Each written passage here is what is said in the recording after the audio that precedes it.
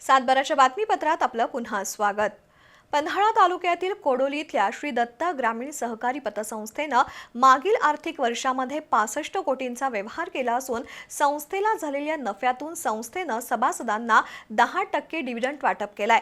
याबाबतची माहिती संस्थेचे अध्यक्ष राहुल पाटील यांनी 29व्या वार्षिक सर्वसाधारण सभेमध्ये दिली। पन्हाळा तालुक्यातील कोडोलीतल्या श्री दत्त ग्रामीण सहकारी पतसंस्थेची 29वी वार्षिक सर्वसाधारण सभा नुकतीच पार पडली। अत्यंत खिळीमिळीच्या वातावरणात पार पडलेल्या या सभेमध्ये विषय पत्रिकेवरील सर्व विषय सर्वानुमते मंजूर करण्यात आले।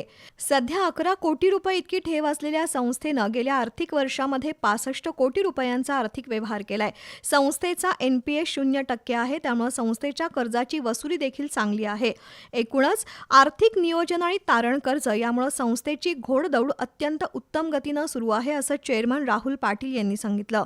तसंच संस्थेमार्फत 2 नव्या शाखा सुरू करणार असल्याची माहिती संचालकांनी दिली। यावेळी संस्थेचे सभासद, कर्मचारी आणि ग्राहक यांच्यासह गुणवंत विद्यार्थ्यांचा सत्कार करण्यात आला। संस्थेची 29वी वार्षिक सर्वसाधारण सभा खिळीमिळीच्या वातावरणात पार पडली।